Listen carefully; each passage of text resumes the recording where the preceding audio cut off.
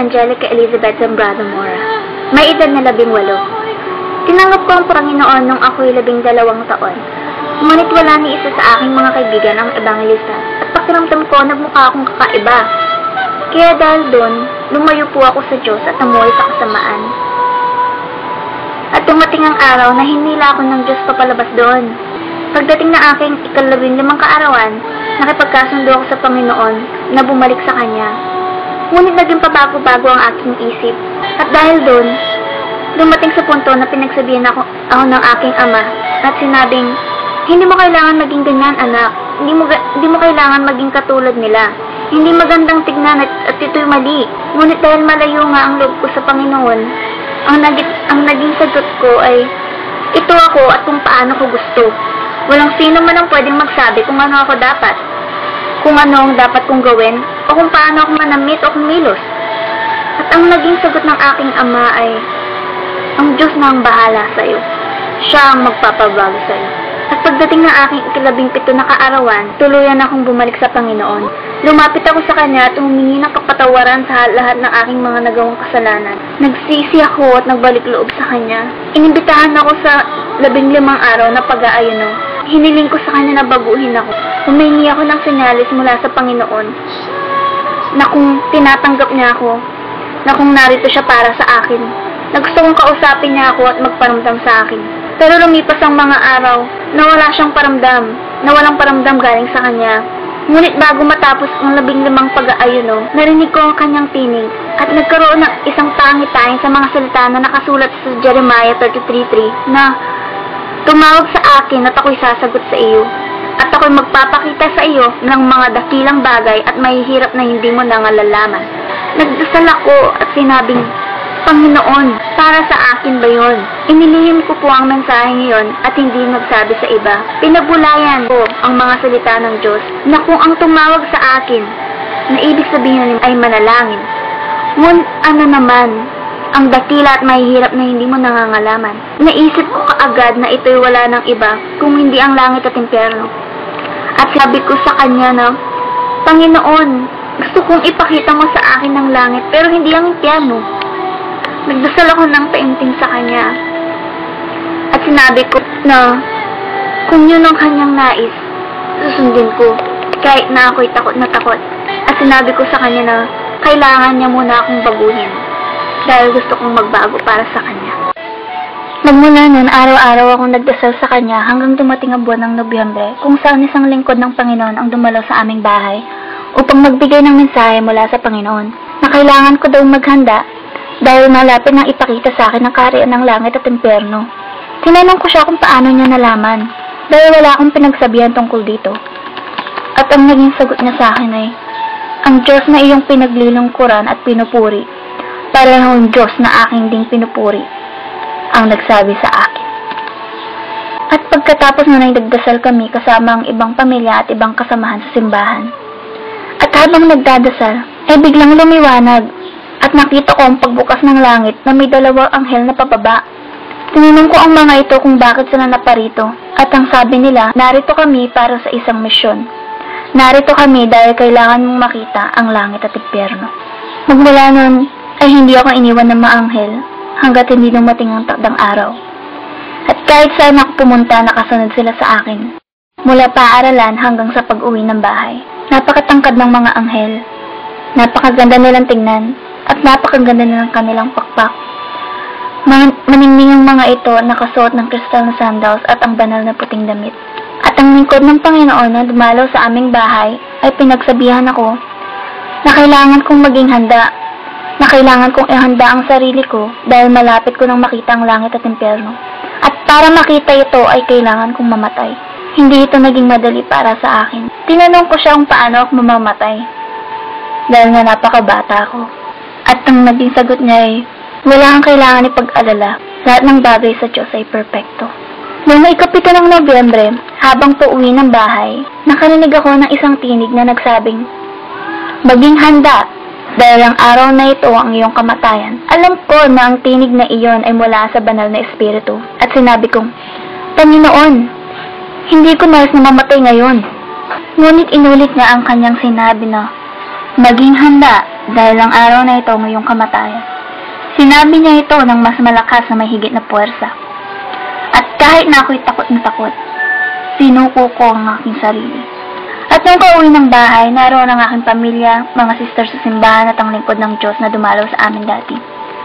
Sinabi nga na kailangan akong pahiran ng langis. At habang ako'y pinapahiran, pakiramdam ko ay binabalutan ako ng hindi maipaliwanag na bagay na nakapaligid sa akin, na parang sanggatan na hindi man lang nila ako mahawakan. At habang nananalangin, biglang sumikip ang aking dibdib at nahirapan ng huminga. Nagsimulang sumakit ang aking tiyan at puso, pati na rin ang buo kong katawan. At ang kaya ko lamang sabihin na ibigyan niya ako ng lakas dahil hindi ko makaya ang sakit. Nang tumingin ako sa langit, nakita ko ang pagbubukas nito. Nakita ko ang mga anghel. Hindi 2 o 10, kundi milyong mga anghel na nagtitipon at sa gitna nito ay 10,000 beses na liwanag kaysa sa araw. At doon ko sinabi na, Panginoon, ikaw na yan ang dumarating. At sa mga oras na iyon, narinig ko ang boses ng Panginoon. Napakagandang tinig na mararamdaman mo yung mga halong pagmamahal. Huwag kang matakot, anak, dahil ako ang Panginoon, ang iyong Diyos. At ako'y dumating dito upang ipakita sa iyo ang aking ipinangako. Pagkatapos na naibungangon ako sa pagkakaluhod at nawala ang takot, at habang ako'y naglalakad, nagsimulang buksan ng mga anghel ang daan, kung saan isang matindi at maningning na liwanag ang tumambad sa akin, kung saan nakaramdam ako ng kapayapaan. Ang masilayan ko ito, nakita ko ang isang maganda, matangkad, matikas at matipunong lalaki. Masyadong maliwanag para masilayan ang kanyang muka, ngunit nakita ko ang kanyang napakagandang buhok na maningning na parang ginto, at napakaputing damit na may gintong pamigkis na sumagi sa kanyang dingdib. At nakalagay, Hari ng mga hari at Panginoon ng mga Panginoon. Tumingin ako sa kanyang mga paa. Suot niya ang makintab na gintong sandalyas. Inabot niya ang kanyang kamay sa akin at nang hinawakan ko ito, alam ko na yun na ang simula ng papakita ng Panginoon sa akin tungo sa langit at impyerno. Biglang umuga ang lupa at bumiyak sa gitna. May isang madilim na lagusan kung saan kami dumaan pababa, at isang kakilakilabot na kadiliman at malaking bilog ang aking nakita. At naririnig ang milyong-milyong boses na sumisigaw. Nakaramdam ako ng init na pakiramdam ko masusunog ang aking balat. At yun na palang nagusan patungo sa impyerno. Pagdating namin sa dulo ng lagusan, iniabot sa akin ng Panginoon ng isang papel at lapis upang isulat ang mga pangyayaring aking makikita at maririnig. At sinabi ko kay Jesus na, Panginoon, susundin ko ang iyong pag-uutos. Ngunit ngayon pa lang ang dami ko nang nakikita, mga kaluluwang pinapahirapan at napakalawak na apoy. Nakita ko ang kakilakilabot na itsura ng mga demonyo. Tumatakbo ang mga ito ng mabilis at may hawak na bagay sa kanilang kamay. Tinanong ko ang Panginoon kung bakit sila tumatakbo at ano yung hawak nila. Yun pala ay dahil nagmamadali ng mga ito, dahil alam nilang malapit nang maubos ang kanilang oras, upang sirain ang sangkatauhan at kanyang mga hinirang. At ang bitbit nilang darts ang paraan ng kanilang pagsira sa mga tao, na bawat isang demonyo ay binigyan ng pangalan upang sirain ang tao at dalhin sa lugar na yon. Layunin nilang dalhin ang mga ito sa impyerno. Nakita ko kung paano tumakbo ang mga demonyo papalabas patungo sa ating mundo. At sinabi ni Jesus, tutungo sila sa lupa upang dalhin at itapon ang sangkatauhan sa lugar na ito. At habang sinasabi ito ay humagulgol ng Panginoon sa iyak na parang gusto ko na rin umiyak. Pagkatapos ay dinala ako ng Panginoon sa isang selda kung saan nakita ko ang isang binatang nasusunog sa gitna ng apoy. Pansin ko rin na may nakasulat sa noo nito, numerong 666 na parang nakatattoo din sa kanyang balat. Ang kanyang katawan ay nabubulok at tinuod habang siya ay nasusunog. Sumisigaw ito at humihingi ng tulong sa Panginoon, ngunit ang tugon ng Panginoon ay, huli na, ibinigay ko sa iyo ang pagkakataon at hindi mo ninais magsisi. Itinanong ko sa Panginoon kung bakit naririto ang binata. Ito daw ang malapit sa kanya noon, ngunit gaya ng iba ay tinalikuran siya. Napunta sa maling landas at nalulung sa masamang bisyo. Muling lumuha ang Panginoon at sinabi, hindi ko nilikha ang impyerno para sa sangkatauhan. Nilikha ko ito para sa demonyo at kanyang mga anghel. Ngunit dahil sa kasalanan at kakulangan ng pagsisisi, dito bumabagsak ang mga tao. Anak, ibinigay ko ang aking buhay para sa sangkatauhan. Ibinigay ko ang aking buhay dahil sa pagmamahal at awa, upang sila ay hindi mapunta sa lugar na ito, upang ang sangkatauhan ay magpatuloy sa pagsisi at makapasok sa kaharian ng langit. Doon ko nakita kung gaano hindi matiis ng Panginoong pagluha dahil sa sakit na kanyang nadama habang pinagmamasdan ng mga tao sa impyerno. Sadyang nakakakilabot at nakakatakot ang lugar na iyon. Ngunit dahil kasama ko ang Panginoon, pakiramdam ko ako'y ligtas. Itinanong ko siya kung may kamag-anak ako sa lugar na iyon. At dinala niya ako sa kabilang selda kung saan nakita ko ang isang babaeng hinuud ang kanyang mukha. At mga demonyong walang tigil sa pagsaksak sa kanyang katawan. Sumisigaw ito at humingi ng tulong sa Panginoon. Nagmamakaawa na patawarin at ilabas sa lugar na yon kahit sa loob lamang ng 1 minuto. Hindi ako makapaniwala na makakakita ako ng isang kamag-anak sa lugar na yon. Iyon ang aking lola. Dahil sa hindi pagpapatawad, hindi rin siya pinatawad ng Panginoon. Ayon sa Panginoon, may pag-asa kapag magpatawad habang ikaw ay nasa lupa. At ang mga hindi marunong magpatawad ay hindi makakapasok sa kaharian ng langit. Habang kami ay paalis sa lugar na yon, nakita ko na napakaraming kaluluwa na nahihirapan at nasusunog sa impyerno. Karamihan sa kanila ay niabot ang kanilang kamay upang humingi ng tulong at pakiusapan ng Panginoon na ilabas sila. Ngunit wala nang magawa ang Panginoon at bigla niyang sinabi sa akin na masakit para sa akin na makita ang bagay na ito. Kaya pakiusap, sabihin mo sa mga tao na habang sila ay nabubuhay sa mundo, may pag-asa pa silang magsisi. Bago kami umalis, may huling pugon pang pinakita sa akin ng Panginoon. Sinabi niya na maraming mga sikat na tao sa impyerno. At nangarating kami sa lugar kung saan nakita ko ang isang babae. At sinabi ng Panginoon, yung babaeng nakikita mo ay si Selina. Sumisigaw ito at nagmamakaawa sa Panginoon. Ngunit gaya ng sagot niya sa iba, huli na nga ang lahat. Tumingin sa akin ng babae at sinabing, pakiusap, sabihin mo sa mga tao nangyayari dito. Sabihin mo na huwag silang pumunta dito. Sabihin mo huwag na nilang pakinggan ang mga kanta ko o kahit awitin ng mga ito. At tinanong ko siya kung bakit. Sinabi niya na bawat oras na ipatugtog at awitin ng kanyang mga kanta ay lalo siyang pinahihirapan sa impyerno at hahagisan ng sibat ng mga demonyo. Maliban dito ay lumalapit din ang mga tao papunta sa impyerno. Tinignan ko ang buong lugar at punong-puno ito ng mga artista at singer na namatay na. Wala silang ginawa kundi magkanta ng walang tigil. Sinabi ng Panginoon na, anak, kung ano man ang ginagawa ng isang tao sa lupa at hindi pa nagsisisi, ayun din ang gagawin dito. At dinala ako ng Panginoon sa lugar kung saan nakita ko ang isang kilalang tao. Noon, akala ko, lahat ng tao na mamatay ay napupunta sa langit. Na lahat ng nagsisimba ay napupunta sa langit. Ngunit mali ako dahil nakita ko ang isang papang naghihirap sa impyerno. Tinignan ko ang kanyang mukha at siya ay si Pope John Paul II. Sinabi ng Panginoon na, "Tingnan mo anak, ang isang papa ay naririto dahil sa kanyang hindi pagsisisi. Walang makasalanan, walang taong sumasamba sa anito, walang sakim at sinungaling ang magmamana sa aking kaharian." O marami siyang bagay na nasabi, ngunit kailanman hindi niya sinabi ang totoo. Kahit alam niya ang katotohanan, pinili niya pa rin ang pera kahit siya ay nangangaral sa mga tao. Hindi niya sinabi sa mga tao na totoo ang impyerno at langit, at ngayon siya ay naririto. Pinangmasdan ko ang papa at may nakabalot sa kanyang lalamunan, isang demonyo na nababalutan ng karayom. Pilit niya itong tinatanggal, ngunit patuloy ding bumabalik. "Halika anak," sabi ng Panginoon. "Ipapakita ko sa iyo ang buhay ng papang ito." Pinakita ng Diyos ang buhay ni John Paul at nakita ko kung paano siya mahalin ng mga tao. Iniidolo siya ng mga tao imbis ng Panginoon. At sinabi ng Panginoon na napakaraming tao na hahatak ng papa na akala nila sila'y maliligtas nito. Ngunit sinabi ng Panginoon na walang sino man ang makakapagligtas sa isang tao kung hindi siya, wala ng iba. Gusto ng Panginoon na tayo lumapit sa Kanya dahil tayo mahalaga para sa Kanya. Tayo ay mahal niya. Pinakita ng Panginoon ang lugar kung saan maraming taong naglalakad papunta sa impyerno. Maraming tao na naglalakad papunta sa lagusan na may kadena sa paa at nakasuot na itim na damit. At habang pinagmamasdan ang mga ito, nakita ko ang dalawa kong pinsan na naglalakad papunta sa lugar na yon. At sinabi kong, "Panginoon, papunta dito ang aking pamilya." At sinabi ni Jesus, "Anak, ang mga taong nakikita mo ay mga taong hindi ako kilala. At ang dala-dala nila ay ang kanilang kasalanan.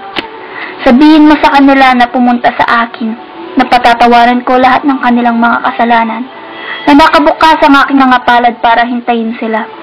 Sabihin mo na sila ay naglalakad papunta sa lugar na ito, na pinili kita bilang isang bantay na nangangahulugang ikaw ay magsasabi ng katotohanan sa kanila."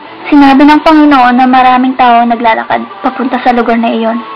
Mga sikat at mahahalagang tao. Dahil na lamang ng isang tao na pinakita sa akin ng Panginoon. Kilala siya sa buong mundo, ngunit siya ay satanista at hindi ito alam ng marami.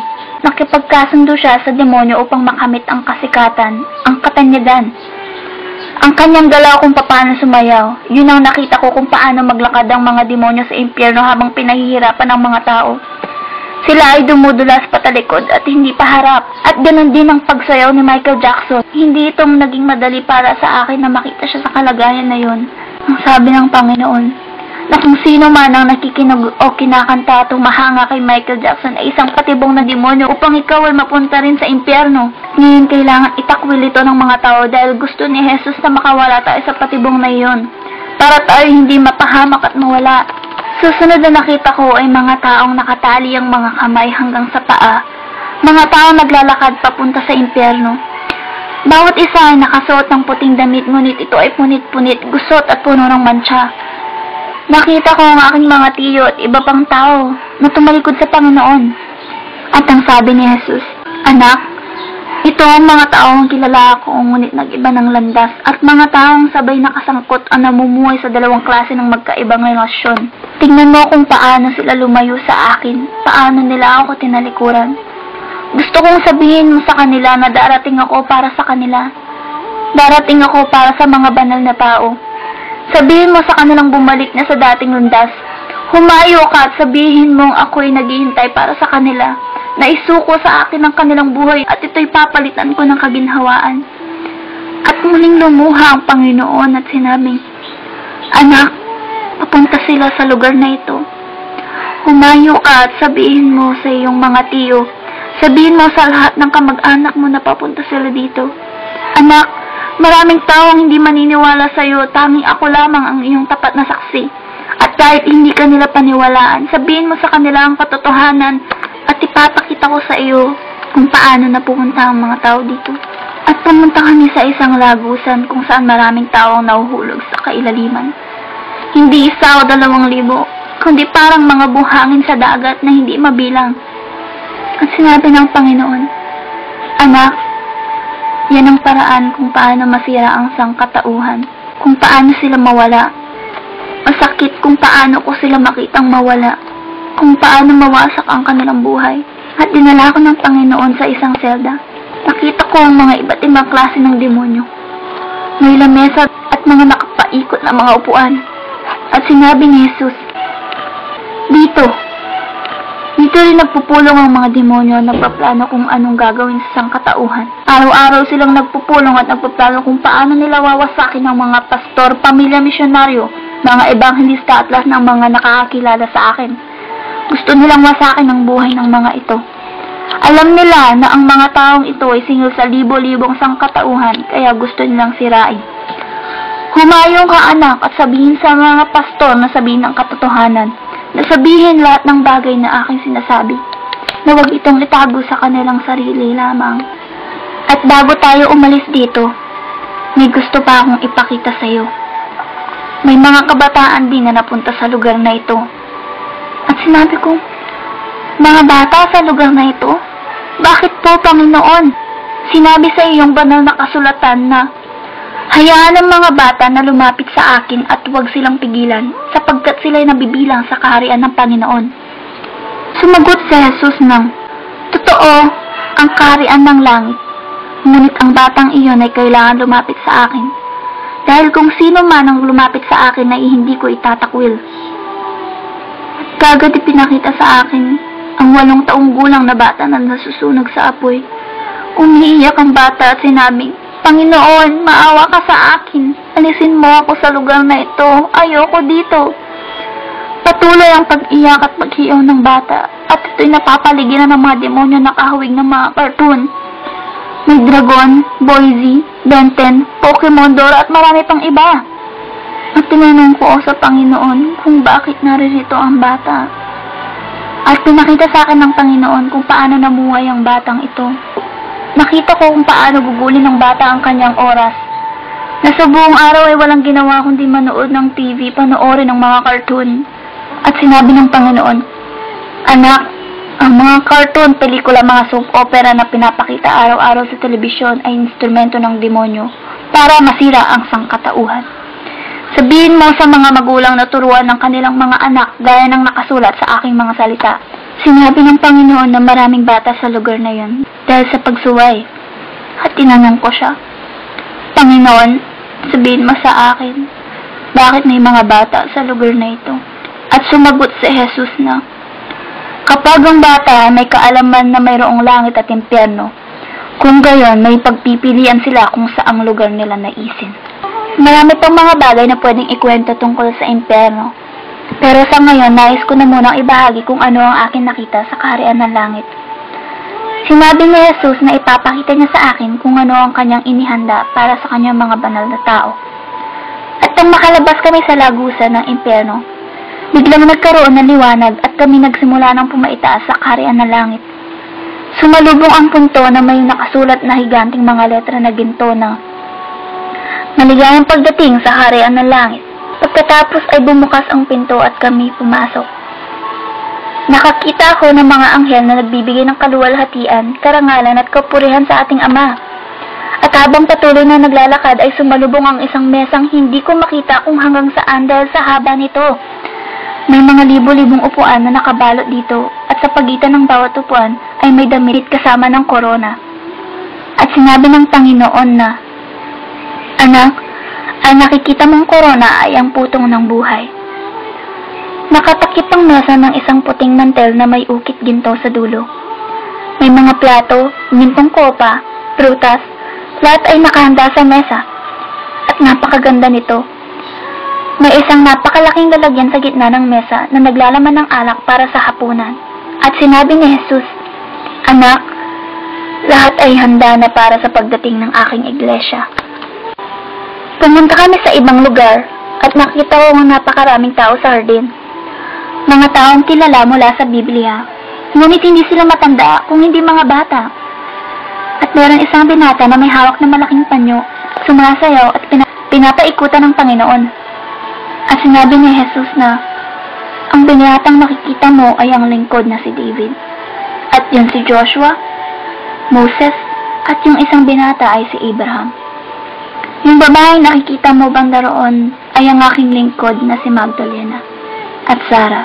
Biglang sinabi ng Panginoon na siya si Maria, ang nagbigay ng kapanganakan sa Jesucristo na ako. Gusto kong malaman mo na wala siyang nalalaman sa lahat ng nangyayari sa lupa.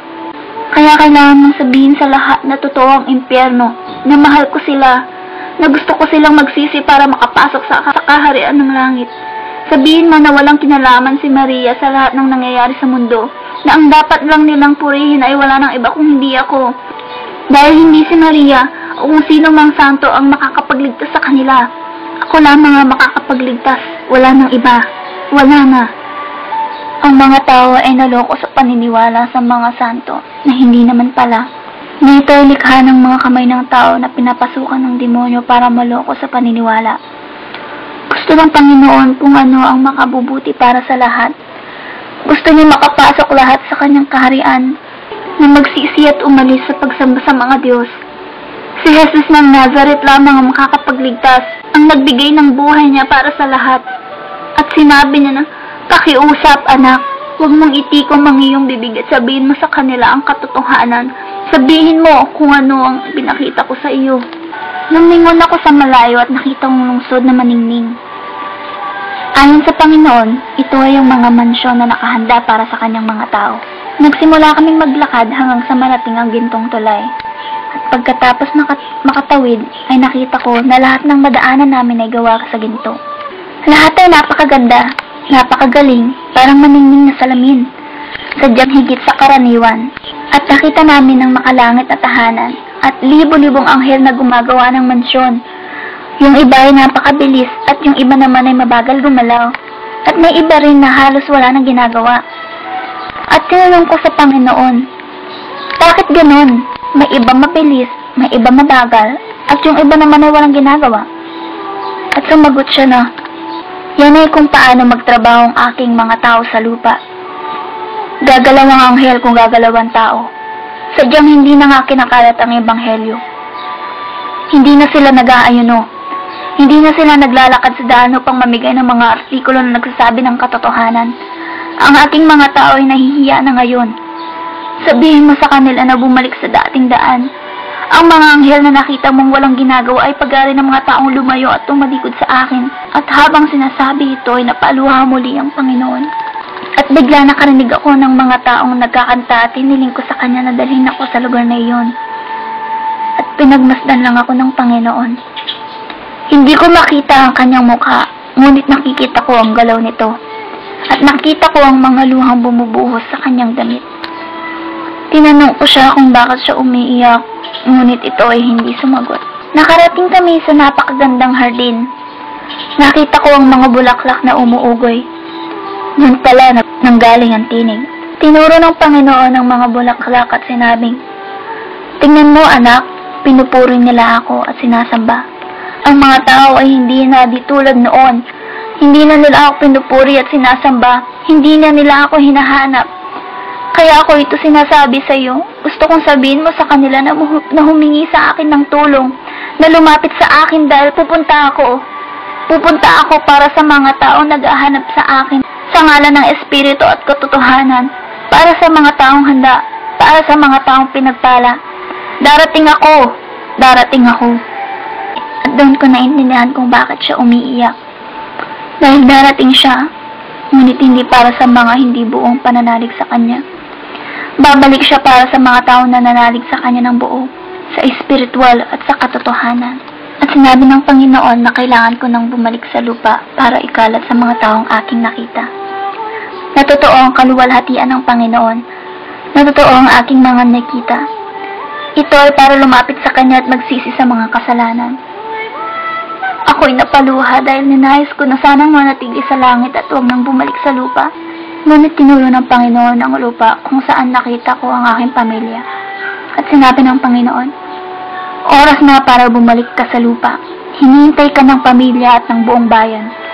Lumusong ka sa ilog at ilubog ang iyong sarili. Ngunit bago ako umalis ay pinakita sa akin ng Panginoon ang kanyang pagbalik. kung paano mangyayari ang araw ng kanyang pagdating. Isang malaking screen ang lumantad sa akin.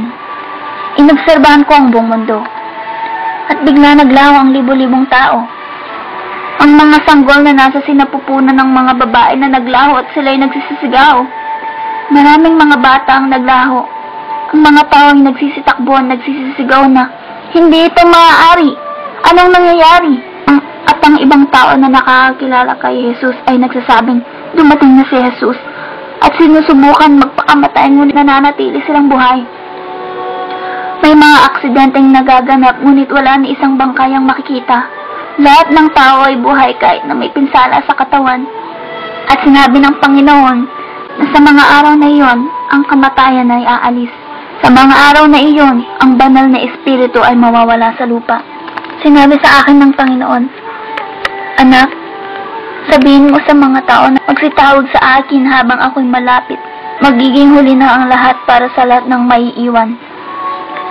Habang pinagmamasdan ng Panginoon ang mga taong naiiwan, nagsimula itong lumuha muli at biglang sinabing, anak, darating ako sa lupa gaya ng nakasuod sa Biblia. Sapagkat ang Panginoon din ang bababang mula sa langit na may isang sigaw, may tinig ng arkanghel at may trumpeta ng Diyos. At ang mga matay kay Kristo ay unang mga bubuhay na mag-uli. Kung magkagayon, tayong nabubuhay na nangatitira ay aagawin kasama nila sa mga alapaap upang salubungin ng Panginoon sa hangin, at sa ganito isa sa Panginoon tayo magpakailanman. Ngunit hindi lahat ay papasok sa kaharian ng langit, kundi ang gumaganap ng kalooban ng aking Ama na nasa langit. Sapagkat sinabi ng Panginoon sa akin na, sundin ninyo ang kapayapaan sa lahat ng mga tao, at ang pagpapakabanal na kung wala sa iyo'y sino man ay di makakakita sa Panginoon. Ngunit tungkol sa araw at oras na yaon walang makakaalam, kahit ang mga anghel sa langit, hindi ang Ama lamang. Pagkatapos magsalita ng Panginoon, ibinalik ako sa lupa. Umabot ng 5 oras bago ko namulat ang aking mga mata at nakapagsalita. Ngunit sobra akong nanghihina at hindi makapagsalita ng maayos. Umabot na ng 2 linggo bago ko nabawi ang aking lakas, at doon ko palang nasabi sa kanila ang lahat ng aking nakita. At sa mga panahon na yon ay dumating ang mga demonyo para pahirapan ako. Nanatili sila ng 3 araw sa amin. Gusto nilang makipagkasundo sa akin na itikom mga aking bibig, na wala akong dapat ipagsabi sa lahat ng aking nakita sa impyerno dahil kung hindi ay papatayin nila ako. Linalabanan ko ang mga ito ngunit wala akong sapat na lakas. Sinusubukan ko silang labanan muli at biglang nagkaroon ng liwanag. Yun ang Panginoon, at doon ay naglaho ng mga ito. Ang patotoong ito ay hindi kasinungalingan, hindi biro, hindi kwento o panaginip. Totoo ang impyerno sa lahat ng mga hindi naniniwala. Gusto kong ipaalam sa inyo na totoo ito. Ngayon ang araw ng kaligtasan. Ngayon ang araw na dapat imbitahin ng Panginoon, ang tagapagligtas sa inyong buhay. Ito ay simple ngunit mahalagang sabihin sa Kanya. Tinatanggap kita, Jesus. Ikaw ang aking tagapagligtas. Ibinibigay ko ng buo ang aking buhay at kaluluwa sa iyo. Gusto kitang makasama ng walang hanggan. Piliin mo ang iyong kapalaran, buhay o kamatayan, langit o impyerno, si Jesus o ang dyablo. Ito ay malinaw kung ikaw ba ay nabibilang kay Jesus o sa demonyo. Kahit na ang ginagawa mo ay mabuti o masama, ikaw ang pipili ng tadhana, buhay na walang hanggan o dagat ng apoy. Isipin niyo itong mabuti. Kailangan niyo ng magdesisyon ngayon. Namatay si Jesus para sa atin, para sa ating kasalanan. Binigyan niya tayo ng pagkakataon para mailigtas dahil sa kanyang awa.